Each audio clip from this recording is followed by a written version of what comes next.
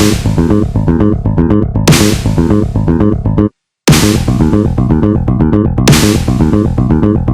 and welcome back to another episode of GOA365's Face to Face. Now I am Glenn Costa and with me is Chartered Accountant Rohan Bhandare, who is the Chairman of the Taxation Committee of the GCCI as well as the Treasurer of the GCCI. Now we have, in the earlier episode we discussed about the income tax in the new budget, the new rates in the new budget and the way. So now we want to get into few details of the various sectors and something that we and GCCI has been in regular discussions with the government, both state and center, on the ease of doing business. So Rohan Bab, I think you should start with that first, because that is something that, see, the center has got very good intentions, it's made very good reforms, made very good laws and all that. So how have they taken it forward to ensure that there is no slip between the cup and the lip, so as to say? Thanks, Glenn Bab.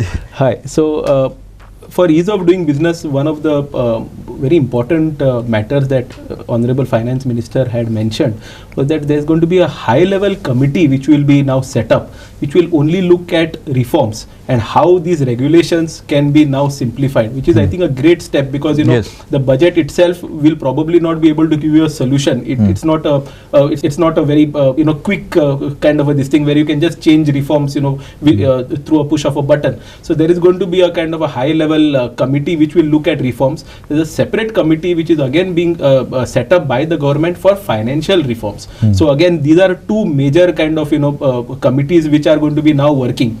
One of the third ease of doing matter, which I believe will be coming in this week or probably very, very soon, is the new income tax bill. So if you see, the Finance Minister has said that in the next week they will be having this income tax bill, which will have a simplified language and which will have certain sections which will try to reduce compliances, will try to reduce litigation, and will make things very clear and simple for the taxpayers. Right now, our Income Tax Act is more than 63 years with a lot of sections, subsections, provisos, further provisos, explanations, items, and and these are amendments which are happening, year on year. Just as an example, for the current year itself, the fact that, there will be an income tax bill for simplification, this current finance bill itself has got 87 clauses. So, that is, how heavy our income tax this thing is. But it's great that, this income tax bill is going to come, and hopefully, there will be no adverse impact as far as taxation, but will only help to simplify the language and make it much more easier for the taxpayer. This is a great step as far as EODB is concerned. Another matter which required a lot of ease of doing business is the TDS and TCS. There's been a lot of representations by the industry to streamline TDS and TCS. Earlier, see, it was only a kind of a tracking mechanism, but now there have been a lot of amendments in those. One of the significant ones was relating to TDS and TCS of purchases and sales. Earlier, TDS was only on certain services. Now they had extended it to goods. And there were certain situations where the TDS and TCS was applied at the same time, because because there was a lot of confusion. There was a lot of there were certain exemptions as far as those compliances were concerned, certain thresholds which used to become very, very difficult, and the rates were actually very minor. The rates are actually just 1%, 0.1%, but the point was that if there is a disallowance, the disallowance goes up to even 30% of your expenditure. Yes, okay. And at that point of time it becomes very, very difficult to make amends. So one of the great announcements which have been made is that this TCS on sale will now be eliminated. Okay. Now there will be only TDS on sale, and hopefully somewhere in the future, because of the advancement of GST, where your purchase and your purchaser and your seller both can be identified, that items can be traced in real time. Hopefully that one also will be phased out in the years to come. One of the other TDS matters which we had seen was the thresholds have now been increased. Okay. There's one of the very important ones was relating to the TDS on interest, okay, which is paid to senior citizens. that threshold has been doubled. This would mean that there would be no tax which would be deducted on it, and what it would in effect mean is that there will be more money which will be coming into the bank account of the senior citizens. So this TDS has been now rationalized. Again, there was another section in TDS and TCS where they said that the person who's deducting the TDS has to check if the other party has filed his returns or no. Oh God, this was ridiculous. This was becoming very difficult for the industry. That how can I find out? So then at some point of a time, people are taking declarations, people are asking for their acknowledgements. Then the income tax said we'll make another utility for you. But the industry said this is becoming very difficult. Because we cannot have so many compliances. We're very happy and thankful that this TDS provision also has now been eliminated. And now this TDS is becoming, now with the higher kind of thresholds, I think industry will be very, very happy because the compliance levels will now be significantly reduced. But TCS and TDS actually, basically it's a very small thing, but so much of problems it creates, right? Correct. So, and which is basically one of the main, khambe of these, the pillars of ease of doing business. Compliances have to reduce, it has to become easier, because this Babu Raj, which I know over the past 10-15 years is becoming less and less, but it is still there. If you go, you have to go, and then there already the offices are set up, the cubicles are there, people are sitting there, they still want paper art. So this, hopefully with this ease of business, ease of doing business, the reforms and all could possibly ease off and help. Yeah. We are in the 21st, 22nd, 30, we are thinking of putting up colonies in Mars and all, and we cannot do this thing. I agree. Now another thing that I want to bring in here is now ease of doing business. Yes. Now ease of doing business for, the majority, there are of course very large businesses in Goa, like you say, Adani is there, and your Reliance is there, and big Tatas is there. But the majority of businesses in India are MSMEs, and manufacturing in MSMEs is not so strong. That is something that we can discuss later. But now this time the finance minister has specifically looked at MSME. So could you give us some details? Because assume I am an MSME, how would it benefit me to, this budget, how would it benefit me as an MSME? So if you look at the MSME sector now, there have been the MSME sector thresholds have now drastically increased. The thresholds for micro, medium and small. There are two conditions. One of them relating to investment in plant and machinery. The second one is the turnover. So the investment threshold has increased by 2.5 times, and the turnover threshold has increased by 2 times. Okay. This is a drastic measure, because what it would mean is that the entity which was earlier coming in a medium sector will now fall in the small. Okay. The small one will fall in the micro. What's the advantage? The advantage of this is that there are a lot of benefits which you get as far as credit facilities are concerned, as well as credit guarantee cover which is given to these MSMEs. So this again becomes quite a good feature for becoming an MSME. Moment you're registered as an MSME, it becomes easier for you to have that access to the finance. Another matter especially for MSMEs, which they are now planning to do, is the Bharat Trade Net.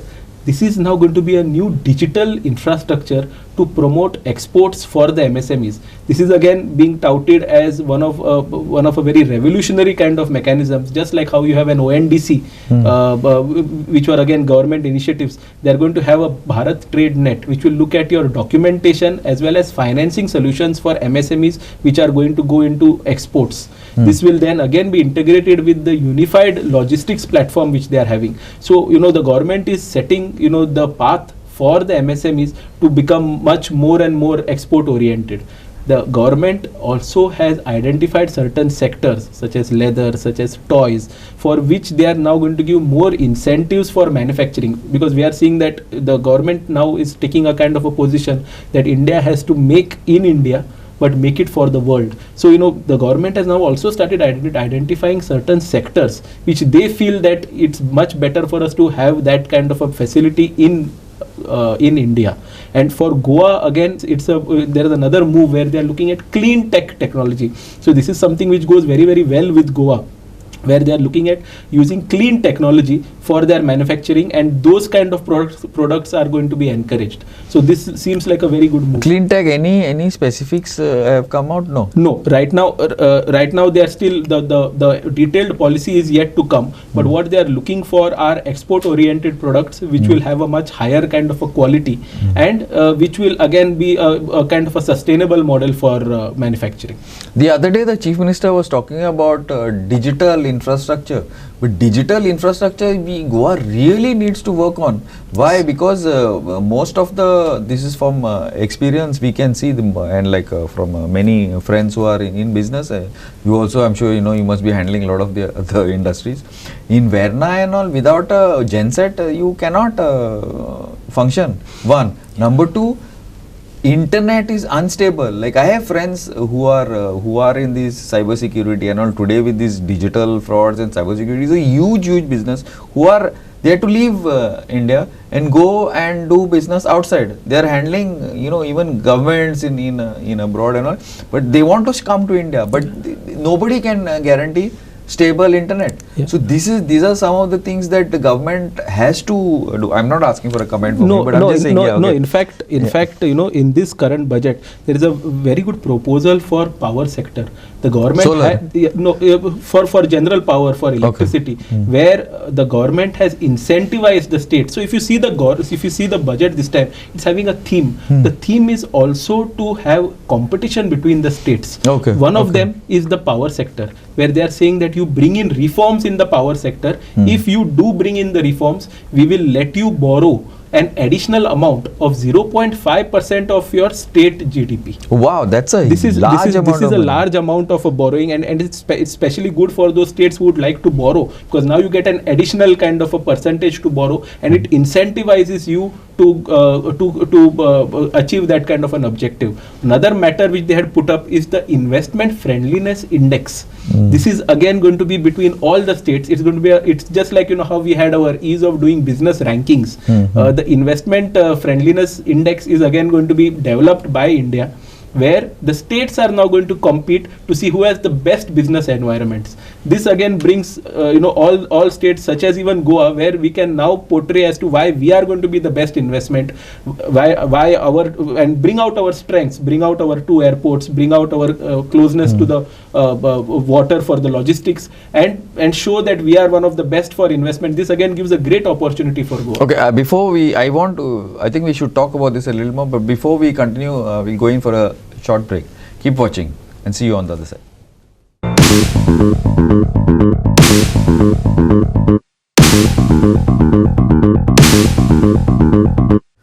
Welcome back. Now, Rohan Bab, just before the break, we were talking about like this, there's it's incentivizing digital infrastructure, power, internet, all these. Today is the digital world. You were talking about the government is trying to create this competition among states for power and ease of doing business and all these things. Yes. But one thing I would like to add before you come in. See, now it's fine that the center is doing a good job. This is what I'm saying. The reforms and all are brilliant. The intention is brilliant, but implementation at the state level is not that good, whatever it might be. However, how do you review this? Like, for example, if I am a chief minister and I want money for my state, I'll say, no, this is done. How are the compliances? How is that going to check? Is that not going to affect the overall ease of doing business, or anything like that? Anything like this is there in the budget to check this out? Yeah, so usually, for there is always a kind of an action taken report which is always given, where they put up that, out of the funds which were given, how have they been utilized, if they have been utilized, if not, why have they not been utilized. So there is always a kind of a government mechanism. As far as the involvement of the states also, we are seeing that, the center also is doing a lot of, where they're doing a kind of a very focused approach. Hand-holding. Hand-holding and a lot of focused approach as far as funds are concerned. So usually now when funds are also given, given, they are given for specific purposes. Okay. We can see the kind of funds which have been given, which are interest-free, long-term funds for infrastructure which have been given, where these funds have been given to states which will include Goa. The total amount is 1.5 lakh crore rupees. Wow, that's which a lot. Is the total amount which will be given to all the states. And these have been given for a specific purpose. These are going to be interest-free and only for infrastructure development. So that's how they are keeping trying to encourage the states to go ahead and make it into that kind of a this thing. Again, even in urban planning, they are looking at certain sectors, and they are again trying to promote they are trying to encourage the states to go and participate into these kind of funds in a kind of a challenge mode.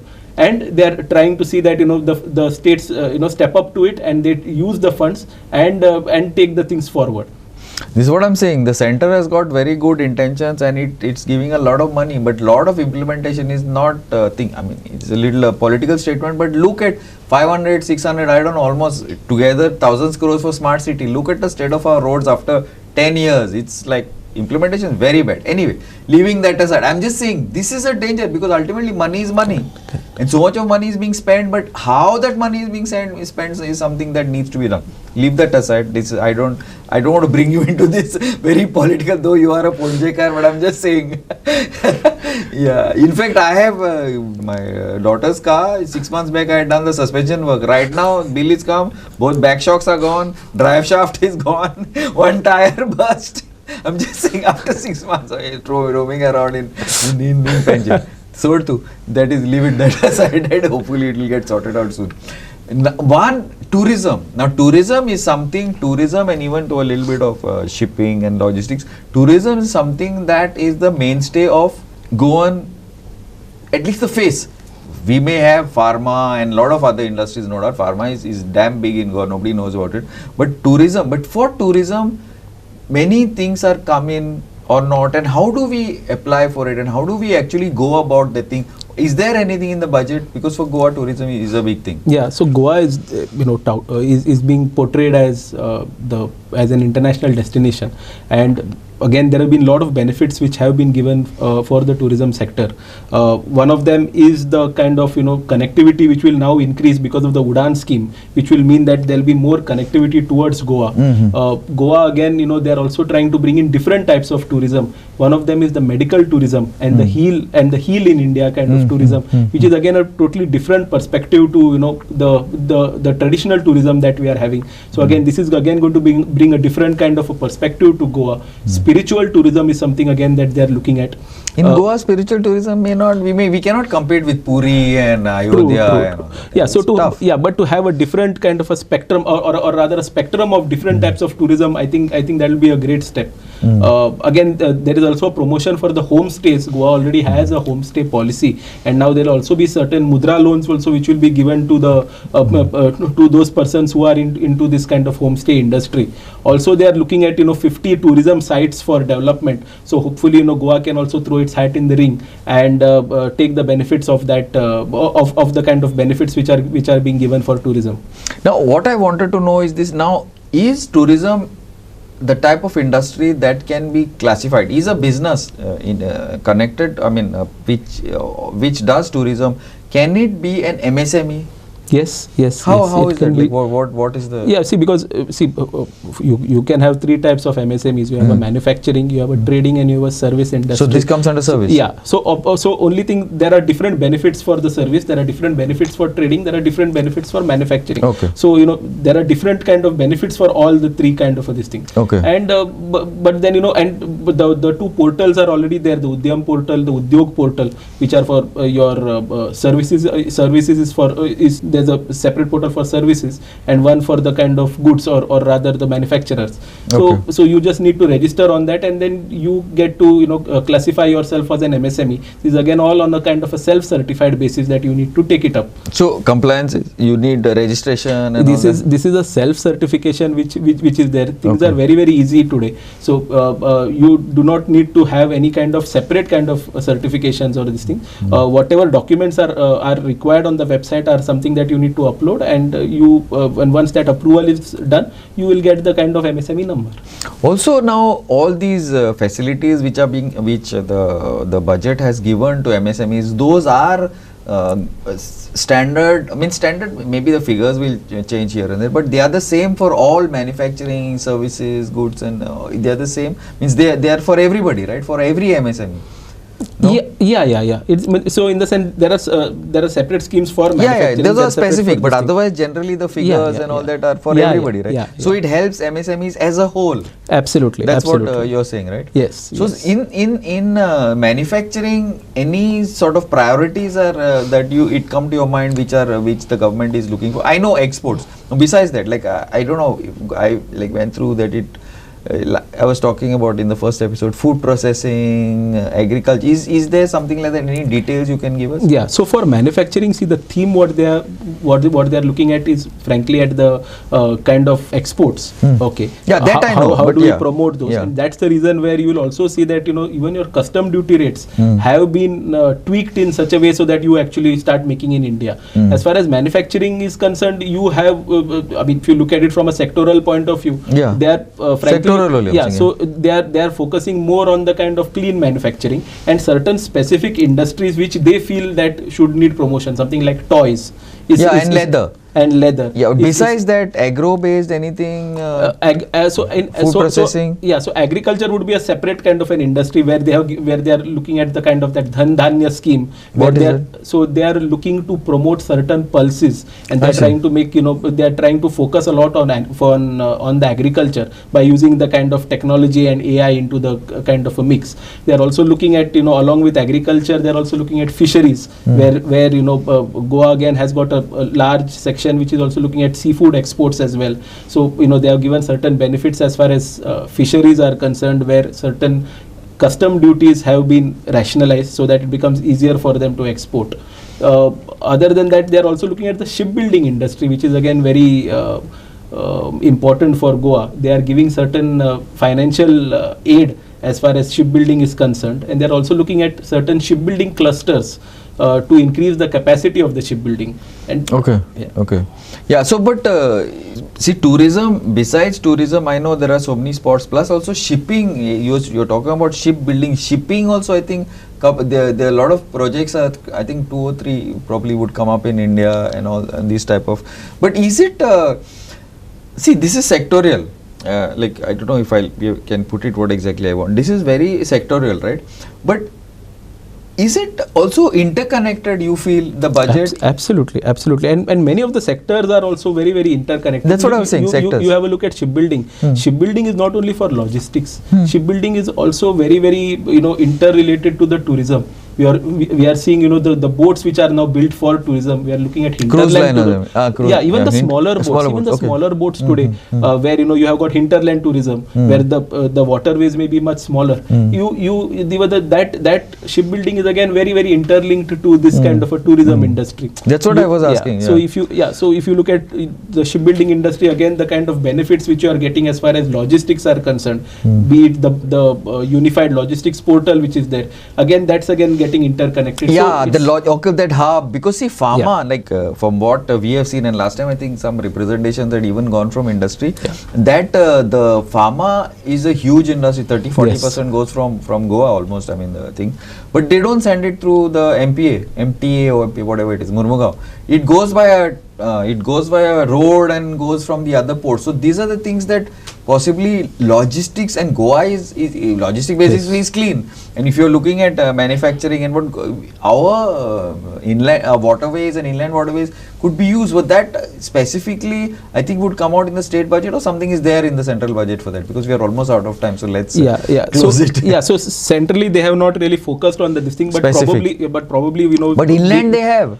So as far as the inland shipping is concerned, or the infrastructure which is required for the ports, hopefully the state of Goa is able to use those funds to build up the kind of infrastructure. We have to put proper proposals, because today what I am seeing in the center is, because of the large amounts of money that are being given to states, they are looking at compliances, they are looking at action taken reports and all. Like that the state governments have to really pull up their socks, because I think it's throughout the states this technology has gone up, infrastructure has gone up, business has gone up, infrastructure, but I think politicians need to little up their digital game. I think they are so used to the people connect that they are not really into that. Hopefully we will do that because the government is really pushing and really trying to get India, see, like 2047 True. or to thing, because from what we see, in fact, we were just discussing it the other day, like we see India today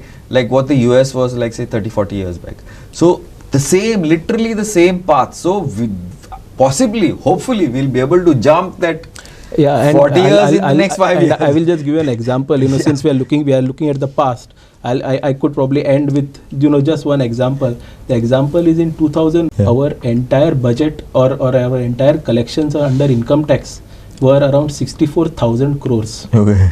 Today, our collections are more than 24 lakh crores. Wow. And this benefit of 12 lakhs which has been given itself is 1 lakh crores which they are Which is more than the which budget. is more than the collections which were there in 2001. So that's where that's the kind of Viksit Bharat that we are seeing over 25 years, and hopefully in 2047 we are going to have a much more beautiful picture. Yeah, that's the whole point. Like, as we end, I would like to say this, the central government has got this vision and it's pushing, but the state governments have to up their game to reach that level. Now the Prime Minister and his team and his vision is like so much, but ultimately the implementation happens from down. So that is something that hopefully will be better than what it has been in the past 5 Yeah, or I think 10 years. I think all of us will have to work together. The Yes, center, absolutely. the state, Everybody. the industry, and the professionals. I think all of us will have to work together, and hopefully not just work, let's see. push, because working Yeah. nothing, you have to push together and move forward. Yes, I think so too, because we all of us are looking to the same vision, to the same dream. Thanks a lot, Rohan Bab. It's been Thank a you so much. pleasure hosting you, and I hope that at least little bit of whatever we could do, we've managed to shed some light on this budget. Thank you. Thank you. And keep watching Glenn Costa on Goa 365.